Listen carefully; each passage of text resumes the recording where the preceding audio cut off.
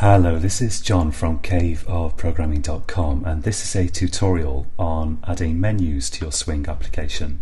So at the moment I've got this Swing application and there's no menu here, and in this tutorial I'm going to show you how to add a really basic menu, and I'm going to tell you the kind of minimum you need to work with menus, and then we'll look at some more advanced stuff in the next tutorial.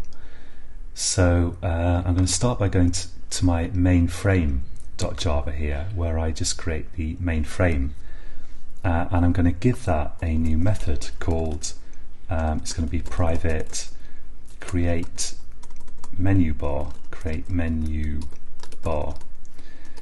If you look at an application like Eclipse, for example, this thing across the top is called a menu bar, where you have file edit, source, refactor, and so on, and each of the separate things here are called menus, and the items in a menu are menu items. So I need to start by creating a new JMenu bar, which I'll call menu bar, and I'll set that equal to a new JMenu bar, and I'll just return that from this function, so return menu bar, and let's set the return type of this function to JMenu bar, like so, and I'll add the import there. And now in my main frame constructor here, I can just do set JMenuBar. Now don't call set menu bar by mistake, because there's a kind of historic method here called set menu bar, and set menu bar is not compatible with JMenu bars, so you need set JMenu bar, not set menu bar. So if I run that, it's not going to look any different at the moment, although there's maybe a faint sort of line there where the menu will appear. And now let's give this a couple of menus. So I'll have a JMenu file menu equals new JMenu, and let's call that file, as is traditional. And I'll add the file menu to the menu bar. So I'll say menu bar dot add, and I will pass in the file menu, like so. And let's also have a JMenu window menu equals new JMenu. So I'll just add two for the moment, just to kind of demonstrate the principles involved. And I'll say menu bar dot add window menu. And if I run this, so now we've got two menus, but they've got no items. So let's add some menu items to them.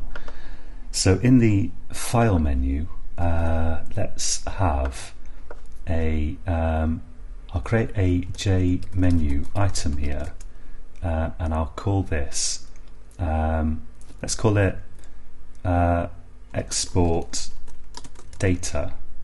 And I'll set that equal to, I'll call it export data item, and I'll set that equal to a new JMenu item, and I'll put the text in there.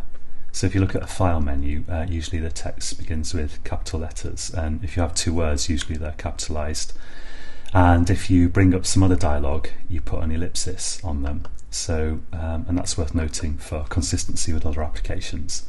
So let's say a new JMenu item, export data ... and that's going to bring up a dialog that allows me to export my data. So I'll add the JMenu item import there, and let's have a import data item as well. So let's say JMenu item import data item, and that's going to say import data. And these are going to allow me to import and export data from my application ultimately. And let's add both of these menu items to the file menu. So in fact, I'll put this down here so that we're grouping everything together. And I'll also do JMenu menu item, and as is traditional, let's have a exit item. Let's have an exit item on the menu. So if you look at this file, it's got exit down there. Let's add one here as well. So exit, there we go, that quits the application. I've got to put there equals new J menu item exit. Okay, so let's add those to the file menu, and I'll say file menu dot add export data item. So export data item, and file menu dot add import data item, and then let's have a file menu dot add separator, like that, to make a nice. So if you look at menus, often they've got like these nearly invisible horizontal lines in them to separate logical groups. So we're going to add one of those, a separator, and file menu dot add exit item, like this. Now for the window menu, I'm going to have a J menu. I'm going to actually have a sub-menu here, and I'm going to call the sub-menu. So if I go to window here I've got a show view kind of item. So I'm going to say here I'm going to have a sub-menu called show. So I'll call this show menu equals new J menu show, and the show menu is the show sub menu is going to have at the moment just one item, and that item is going to be J menu item, and it's going to be called let's see, show form item equals new J menu item, and it's going to say let's call it person form, maybe. I don't really know what to call it at the moment, but that will do. And so I'm going to add the show menu to the window menu. So I'll say window menu dot add show menu, and I mustn't forget to add the show form item to the show submenu. This is sounding more complex than it really is, but you'll see in a minute how this looks. So I'll say show menu dot add show form item, and now I think I'm good. So I've got file menu, and I'm adding items to the file menu here. Well, I'm creating items there and adding them here.